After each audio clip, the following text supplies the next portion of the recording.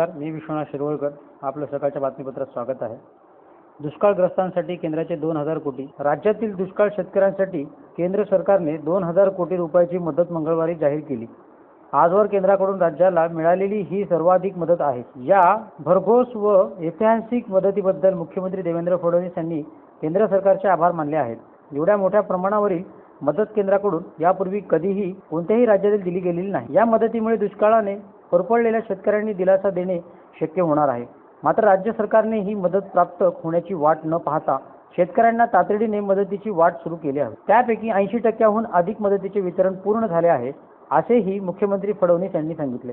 दुष्काळग्रस्त राज्यांसाठी दिल्लीत मंगळवारी बैठक झाली.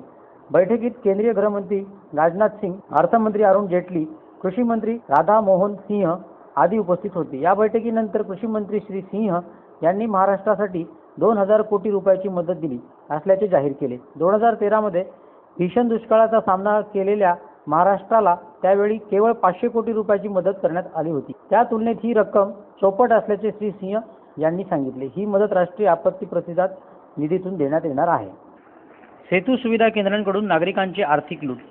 शहरातील विविध भागातील सेतू सुविधा केंद्रांकडून नागरिकांना लागणाऱ्या अनेक प्रमाणपत्रे वितरित केले जातात. मात्र सेतू सुविधा केंद्र चालक शासनाने ठरवून दिलेल्या शुल्कापेक्षा अधिकच शुल्क आकारून नागरिकांची आर्थिक लूट करत आहेत. विविध प्रमाणपत्र काढण्यासाठी सेतू सुविधा केंद्रात नागरिक गर्दी करीत असतात. यात गर्दीचा फायदा घेत सेतू सुविधा केंद्राचे संचालक अवघ्या सव्वा शुल्क आकारून नागरिकांची लूट सरासर करत आहेत.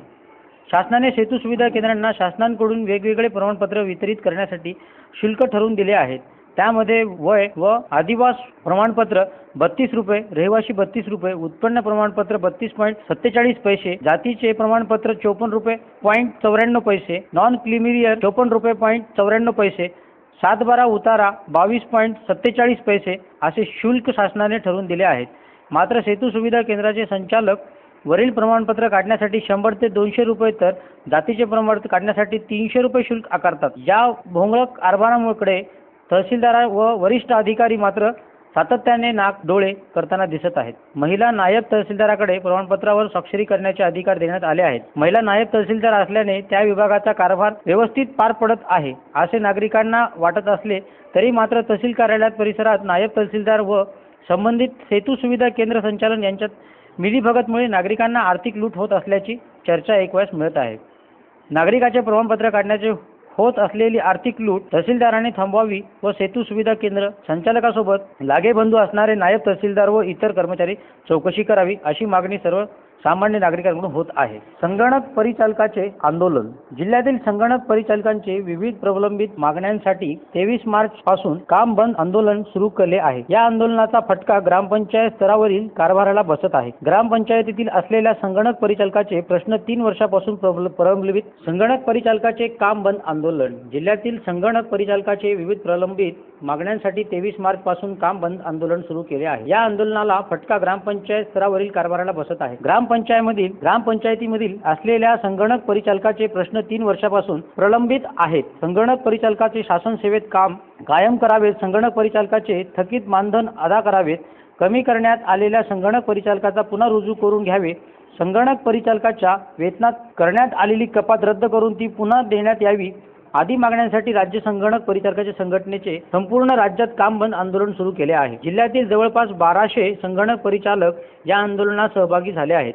संघटनेच्या वतीने विक्रम मोरे, आनंद गोडबोले, निळकंठ टर्के, नागेश गोडबोले, विजय ठाकूर, शेख समदानी, वामन मोरे, विशाल धनसडे आदींनी आपल्या मागण्यांसंदर्भात जिल्हा परिषद प्रशासनाला निवेदन देऊन आपल्या मागण्यांकडे लक्ष वेधले आहे. अश्लील चाळी करणाऱ्या मुख्याध्यापकास निलंबित.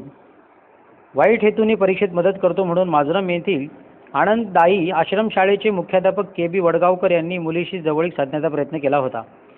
परीक्षेच्या शेवटी मुलींनी एकत्र येऊन वडगावकरला बदलून काढले होते. या प्रकरणाची चौकशी करून मुख्याध्यापकास तात्काळ निलंबित करण्याची मागणी श्रीपद शिंदे यांनी केली होती. संस्थाचालकाने वडगावकर यांच्या विरुद्ध निलंबनाची कारवाई केली.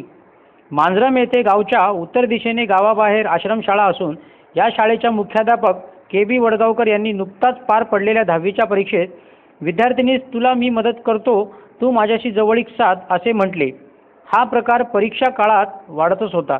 असं आज झालेल्या विद्यार्थ्यांनी 19 मार्च रोजी भूगोल व अर्थशास्त्र पेपरच्या शेवटच्या दिवशी आपल्या वर्गमैत्रिणींना हा प्रकार सांगितला. मुलींनी एक वटून मुख्याध्यापकाला धडा शिकवण्याचा निर्णय घेतला. पेपर संपल्यानंतर मुख्याध्यापकाने त्या मुलीला खोलीत बोलावल्यास सर्वच्या सर्व मुली खोलीत प्रवेश केल्या.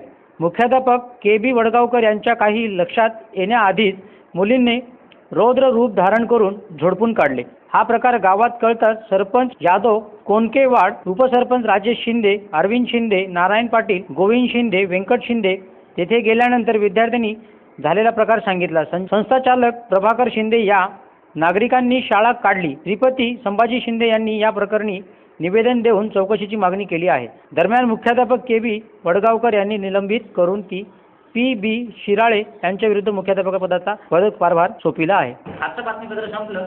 भेटू उद्याच्या बातमीपत्रामध्ये. नमस्कार.